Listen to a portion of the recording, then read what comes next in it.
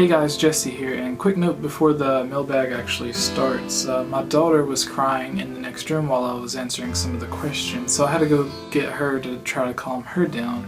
So if some of the videos seem out of order, or in some questions I'm holding her and then in some questions I'm not, that's why. And we have sort of a special episode today. We recently passed 5,000 subscribers and we're getting really close to hitting 1 million total views on the channel, which is a huge deal. So as a thank you, I'm here to answer your Zelda questions, but don't worry, some of the guests that have been in past videos will be returning in future videos. It's not just going to be me from now on. I know that would be kind of boring. So ARMFH, Sazizi, HMK, Commonwealth Realm, they'll be returning to answer more of your questions. But until then, let's get started. Question number 1 comes from Do It For Love, who asks, just wondering if anyone has ever thought about Zelda and Link being brother and sister. Well, I'm sure some people have. Link has had sister in the past. If you remember Wind Waker, Errol was his sister.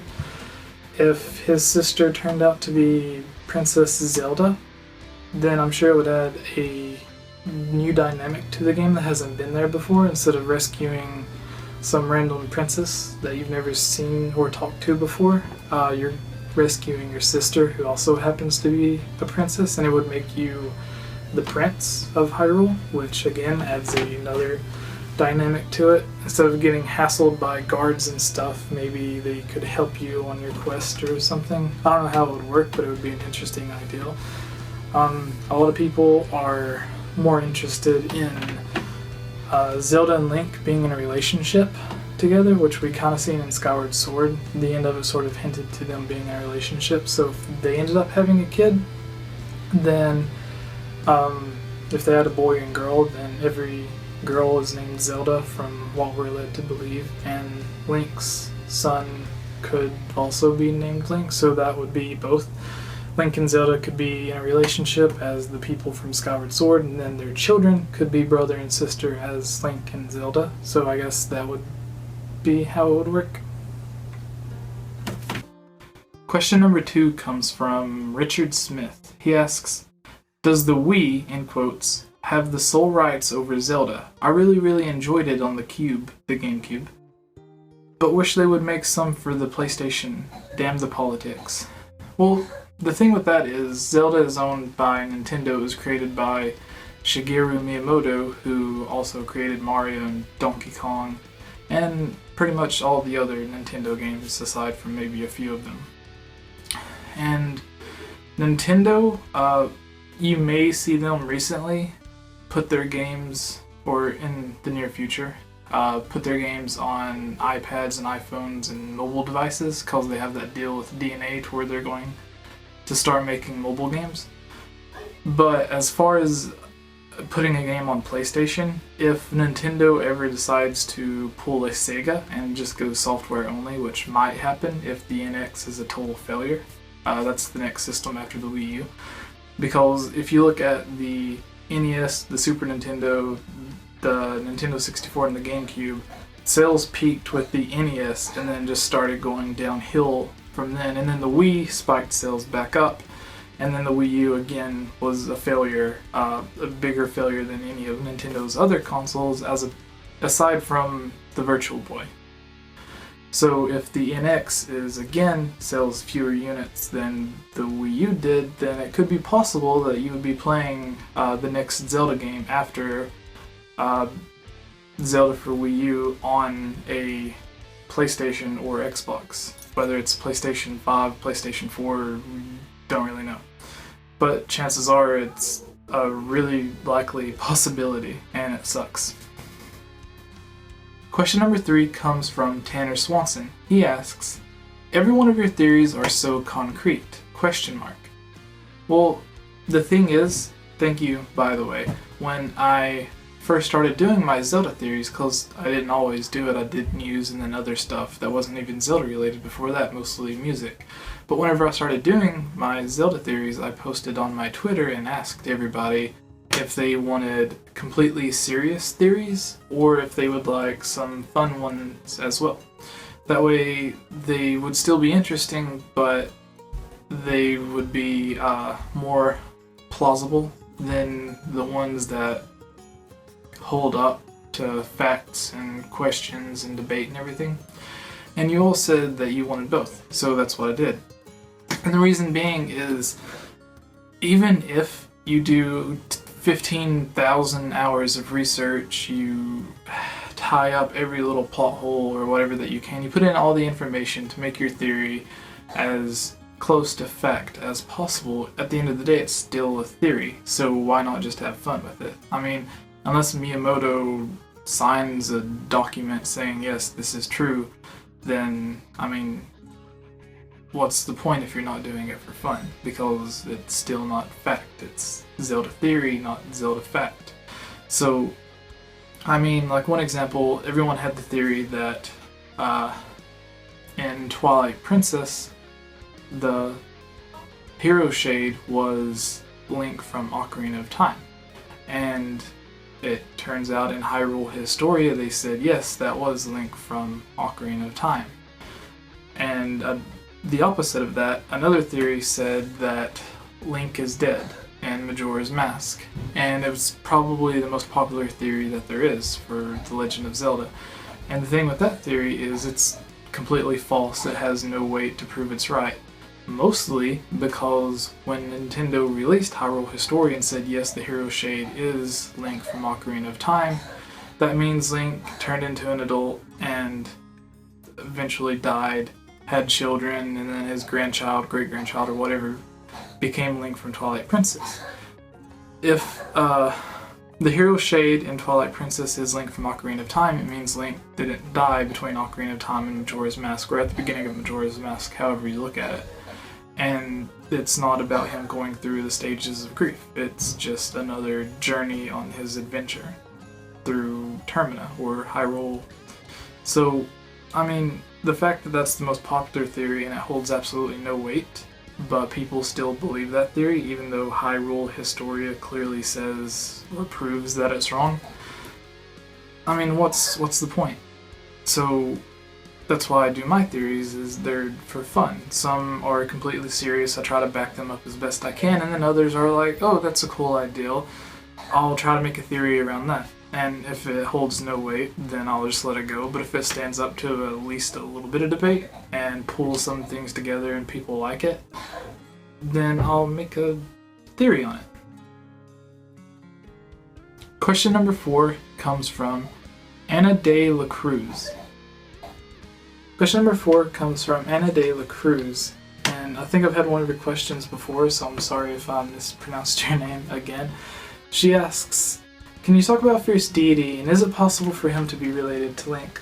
Simple answer, yes. I think it's highly likely that he could be related to Link. Going back to Skyward Sword, and I have a theory on this, I'll actually probably make a video, but lately I've been thinking it's similar to in Skyward Sword, the Link in Skyward Sword is the original Link, and he's reincarnated as, or his spirit is reincarnated as the hero spirit in all the other Links that follow.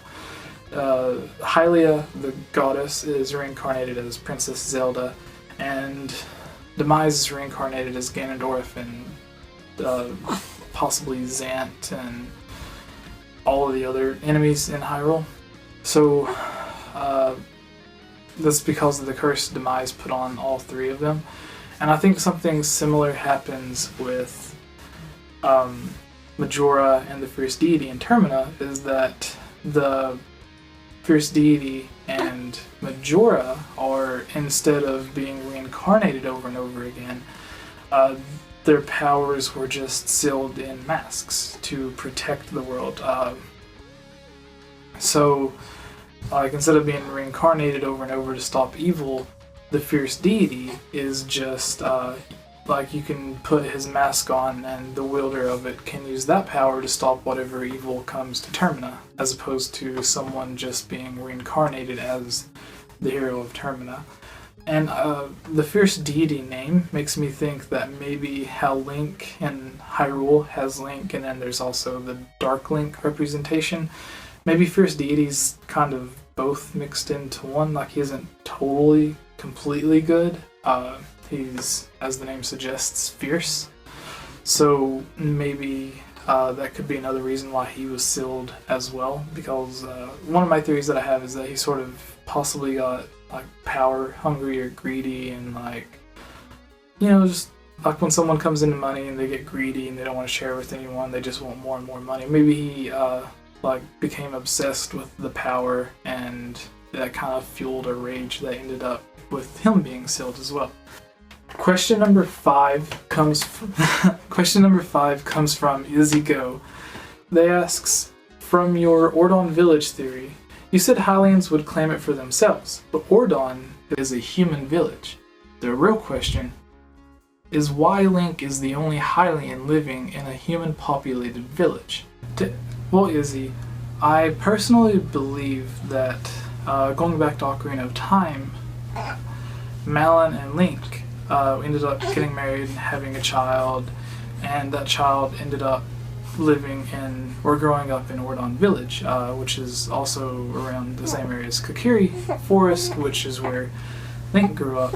And I think what happened is that while Link and Malon were both 100% Hylian, that their child or their offspring mated with one of the people from Ordon Village that had the normal ears, and that created sort of a hybrid offspring. So Link wouldn't be 100% Hylian, he'd be half Hylian and half Ordonian, which is why he has the pointed ears while everybody else has the round ears. Question number 6 comes from Jennifer Artis, and I'm sorry if I mispronounced your name.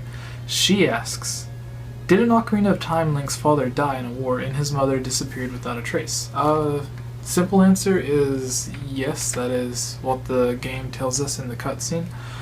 But I think the question here is really, was Link's dad a knight or a normal civilian, and where did his mom disappear to? Did she go back and fight in the war? Did she leave Link under the protection of the Great Deku Tree and then she went into hiding herself? Or could it be possible she was a member of a tribe like the Sheikah and tried her best, like in the background behind all the events, trying to stop Hyrule? You don't really know, and it doesn't really tell us.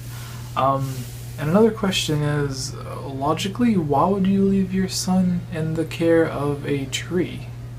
I mean, it's not something I would do personally, but... Question number 7 comes from Lucas Gardner. He asks, how would you feel about The Legend of Zelda adding more cutscenes and along with voice acting, minus Link of course? Similar to the Metal Gear series, just not as long. Well, you may be surprised to know that Nintendo may be doing both of those. As we know, Link already actually has a voice. She's asleep. She's so cute. Link already has a voice. Every time you swing a sword, roll, jump, get hit, attacked, or anything, Link grunts.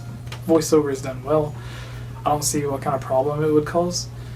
If the voices are bad, then I can see, but they should have the option to turn off the voices and just read it as text like you normally would, which is what most games do now. And with the cutscenes, Nintendo stated, and it was either an interview or something, they said that they were surprised by how well received the cutscenes in Hyrule Warriors were, because they were kind of on the fence about like how much cutscenes there were, how long they were, and stuff like that. But they were received very well by fans, so they were going back to Zelda Wii U to add in all of those. Hey guys, Jesse here, and I want to thank you for watching the video all the way through. I'm really grateful for those of you that did. Remember to leave your questions in the comments below to have them answered on an upcoming mailbag. And if you have any guests in mind that you would like to see answering questions, comment that as well. Remember to like and share and subscribe and all that nonsense. It really does help the channel out. But if you really want to help the channel out, I recently started